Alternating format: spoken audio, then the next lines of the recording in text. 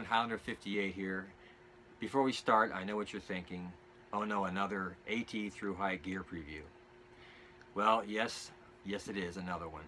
Um, I've watched hundreds of these over the last year and a half. And all I ask you to do is to watch this if you can. It's quite long, it's about 23 minutes. Take what you can from this video. I want you to be well informed about the gear that's out there. Everything that I am going to show you, I will be using and I have used, and it works for me. Preparation for this hike is very, very crucial. And I'm glad I did it the way I did it. Look at this gear, and if you like what you see, do some further research into it. Check out the prices. Stay within your budget, but don't sacrifice your safety or your comfort. Hiking the Appalachian Trail is not a walk in the woods. And it is expensive. It can be. So I hope that you can take something from this video. Use it and enjoy. And once again, thanks so much for your support, your comments, your encouragement. And it's getting close. We're under 4 weeks. I'm a little nervous, but I'm going to do this thing. And thank you all for joining me. Okay, let's get this gear preview and shakedown started. What I decided to do was take all the items of clothing I'll be taking with me on the trail and separate them into groups. This particular group right here is what I consider my base layer. So I'll start out with my gloves. These are silk glove liners. I just got these in. I haven't worn them yet. I've never used silk glove liners before. I can wear these gloves inside another pair of gloves, or I can use them as just a lightweight glove when it's not quite as cold. What I'll be doing though in the extreme cold weather is inserting them inside these wool gloves. I've worn these wool gloves on I think 3 of the pre-hikes I've done so far. These are great gloves. They're very durable. They're made of wool, easy to clean. They dry quickly, surprisingly, and they keep my hands warm. But I've noticed on extreme cold days, my fingertips still get very, very cold, and I believe that the silk glove liners are going to help me out a lot in that regard. Headwear. I may be taking a ball cap. Not sure yet. But I will be definitely taking this REI. It's a fleece and a spandex type material beanie. Extremely warm. Fits fairly well. I believe it's a little bit small. They say one size fits all, but these do run small. So just be aware of that if you decide to look into an REI beanie. Next, I have my thermal wear. This is a cold-proof platinum dual layer set of thermals. I just got these in as well. These are going to be strictly for sleeping in the colder months. I will not be hiking in these at all. I want to keep them relatively clean and in good shape. So I'm going to use these for sleeping and not hiking. I have another pair of cold-proof thermal pants that I will be hiking in. These are not as thick as the other pair. These are a dual layer as well, but they are of a lighter weight material. Again, it's a spandex and wool and polyester blend. Easy to clean, dry relatively quickly. Okay, let's talk about my choice of underwear that I'll be wearing on the trail. This is the Ex Officio brand.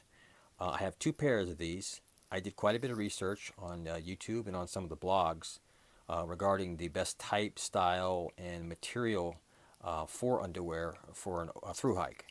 And these received a lot of praises by many people. They are synthetic, they are lightweight, they are extremely durable, they clean up well, and they dry very quickly. The only problem is that I found is that these are extremely expensive. I'm talking $24 to $26 a pair. So I spent about $52 on 2 pair of underwear. I hope that it was money well spent. We shall find out, and I will certainly let you know. It was quite a sticker shock. So now my shirt for everyday hiking, short sleeve, is a synthetic blend. This is a Old Navy shirt, short sleeve. Lightweight, easy to clean, wicks away sweat, and dries very quickly. For the colder climates, I have the REI long sleeve t-shirt. Again, it's synthetic.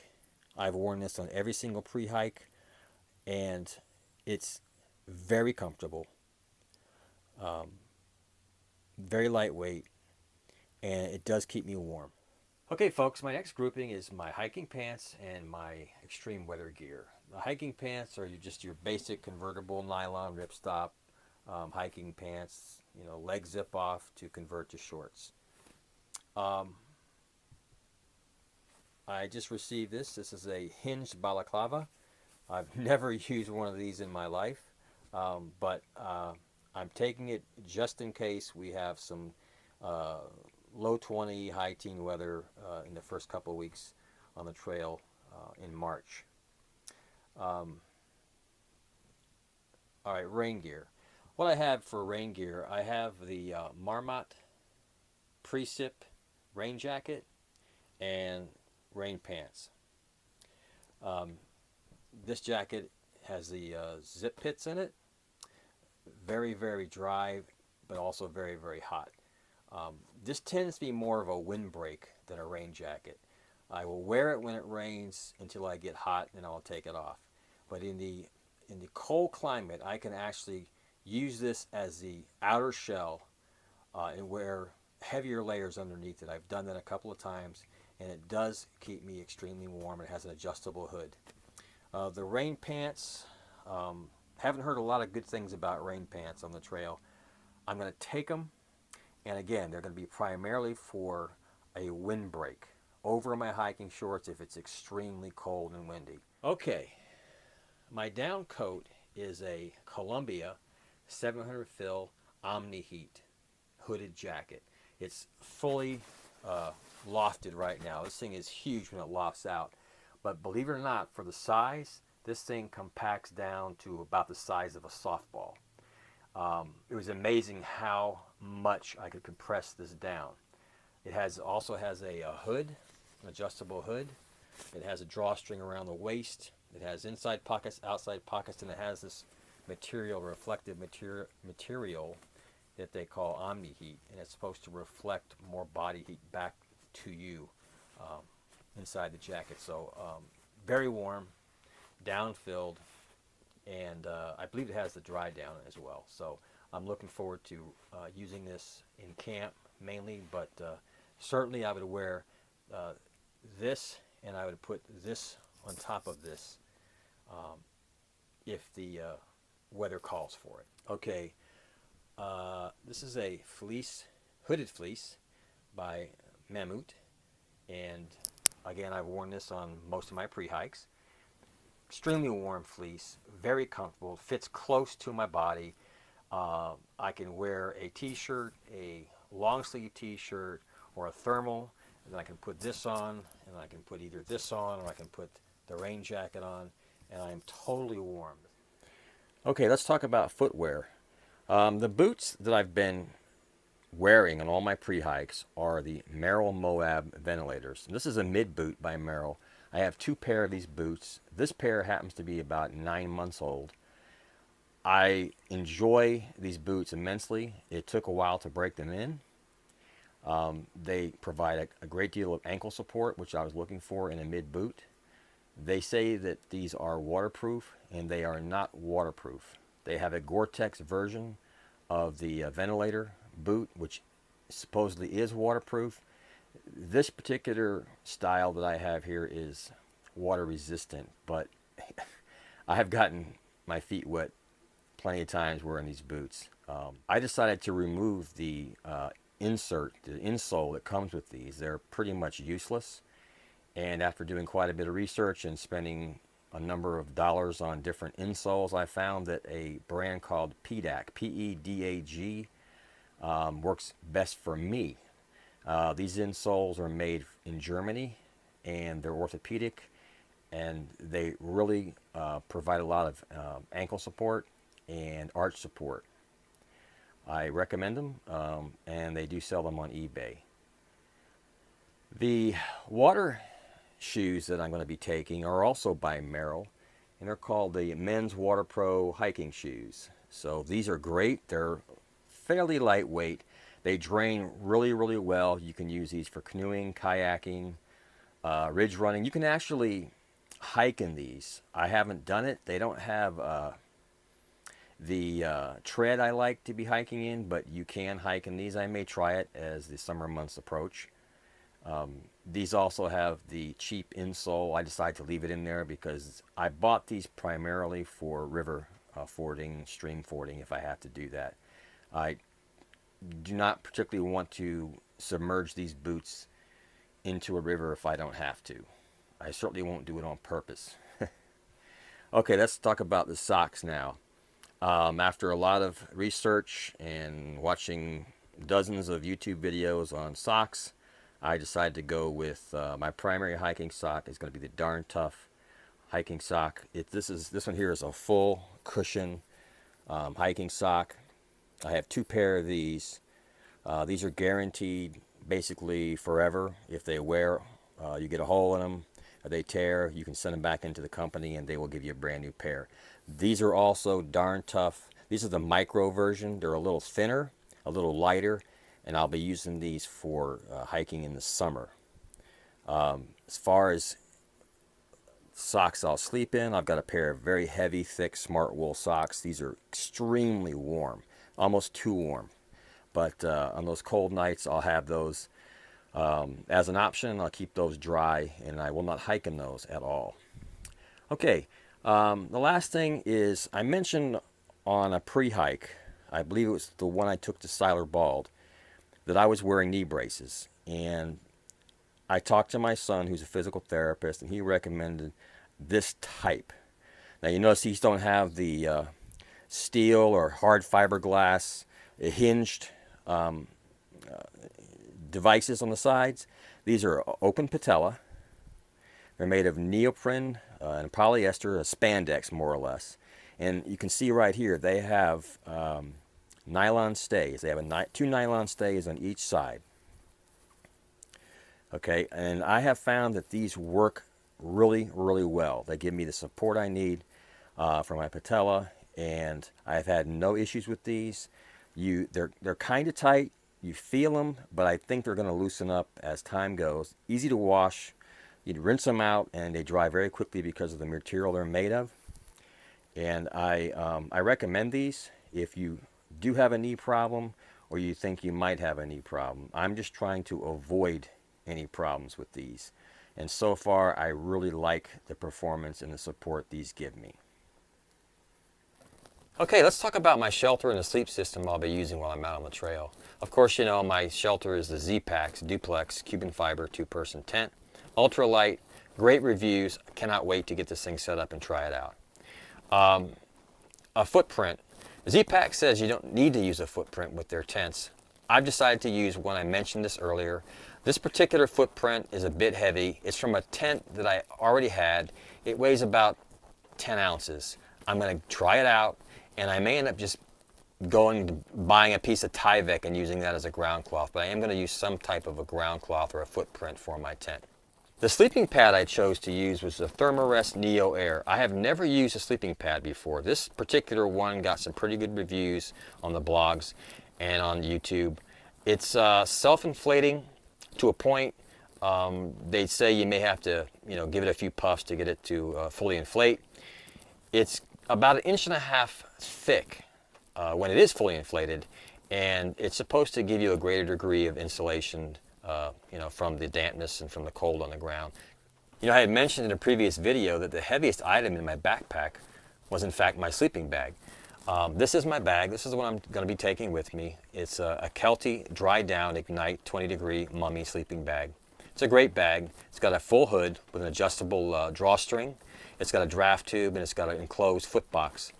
My pillow fits inside very well, and it's a very comfortable bag. It's a very warm bag. And I could go lighter, I could go smaller, but this is a good bag for the price. And it weighs about 2 pounds, 11 ounces, which is a bit heavy, but I'm not going to worry about that right now. I'm real happy with this particular bag. Okay, this next group of items are what I call my comfort items. They're items that I don't need to take with me to have a successful hike. I'm taking them merely for the comfort factor. The first item we have here is a Sea to Summit Aeros inflatable pillow. I have never used one of these. This particular pillow fits perfectly inside of my Kelty sleeping bag, and I merely got this to give my head and neck support while I sleep. This is also by Sea to Summit, and it is a head net. It's nothing more than a mosquito net that you can wear over your head or your hat. It has a drawstring on the bottom. I know I'm going to be running into black flies and mosquitoes in the northern states during the summer. So that's, to me, that's more of a necessity than a comfort item. This item here is a Cocoon 100% silk mummy liner. This will fit inside of my sleeping bag during the winter months. It serves a couple of different purposes. I've been told that it will increase the warmth by up to 8 degrees, and it also provides a barrier between your body and the interior of your down bag. As you know, showering is a luxury on the trail. You build up dirt and body oils, and they could be transferred to the interior of your sleeping bag, which I've been told can affect the efficiency of it. This helps keep the interior of your sleeping bag clean and smelling clean. This is easily washed. It dries quickly. It's made of silk. The other purpose for it is to be used in the summertime. You can lay it on top of your sleeping bag. You can use it as a lightweight sleeping bag on top of your down bag or on top of your sleeping pad. So it has a dual function, and I'm looking forward to trying this out. I've never used one, and I'll let you know how well it works in both situations. And of course, all these will be packed into a very small compressible waterproof bag. All right, folks, next grouping here is primarily electronics, first aid kits, and miscellaneous items I'll be taking with me on my hike. My first aid kit is pretty basic. You have moleskin, band-aids, hand sanitizer, first aid tape, ibuprofen, some wet wipes, some toilet paper, a small pair of scissors, and some nail clippers. I'm also going to be carrying several of the gallon-sized Ziploc bags to pack out my garbage. I'm also going to be bringing an additional stick pick adapter in case I lose or break the one I'm using currently. These are my electronics. This is a RAV Power charging unit. It's 10,400 milliamps of capacity. I've used it a few times. I'm happy with it. It's a little heavy. They make lighter versions, but I purchased this about a year ago. It has all the adapter cords I'll need to charge my electronic gear. And down here is an external memory, 32 gigs. I may get an additional one of these to even give myself more memory to supplement the memory in my iPhone. And the final item in this group is the Black Diamond Spot headlamp. I picked this up at REI on a sale. I've used it at night a few times. It puts out plenty of light. I've heard some pros and cons about this. I have had no problems with it whatsoever. The only negative I can say about it right now is that it does not have rechargeable batteries. That is not an issue for me. I'll carry an extra set. I don't anticipate using this a whole lot, but it does function well for me thus far, and I'll let you know if I have any issues with it down the road. All right, the next items I want to share with you are my food bag slash bear bag by Z-Packs. You'll notice it has a small carabiner, it has a Velcro closure, it has the snaps, 50 feet of cord, and a rock bag. I can keep about 5 days to 7 days worth of food in here. Above that is another Z-Packs Cuban fiber bag, same size as this one. This is going to be used for my clothing. And this is an REI 80-liter pack cover. I bought this originally for my Deuter pack. I'm going to take it for just a little more peace of mind. I'm not sure yet how water resistant or waterproof the Arc Haul is. But this is so light, I figured I'm just going to go ahead and take it with me. It's a little bit big for my pack, but it's got a great drawstring on it, and I've used it before, and it's kept my pack very dry. And of course, you're all familiar with the Sawyer Squeeze water filtration system. I don't need to talk too much about this. There's videos all over YouTube regarding this particular filtration system. I have heard some people say that the mini squeeze clogs, and it has presented quite a few problems with hikers on the trail. Therefore, I opted to get the full-size kit, which includes the cleaning plunger. Okay, what we're going to talk about now is my primary cook set and my fire kit that I'll be taking with me on the trail. Over here we have the Optimus Terra titanium cook pots, very lightweight. I've used these several times, very, very happy with them. And they'll be sitting on top of this, which is the Firebox Gen 2 cook stove. This is fully collapsible. It's a new addition to my kit. This is a stainless steel model. They also have titanium, which is twice the price. This is certainly sufficient for my needs.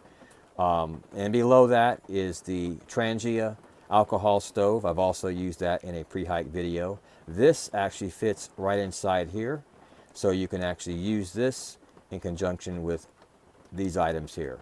The Trangia stove, as you know, works on denatured alcohol. This is an 8-ounce bottle. I'll be carrying that with me as well.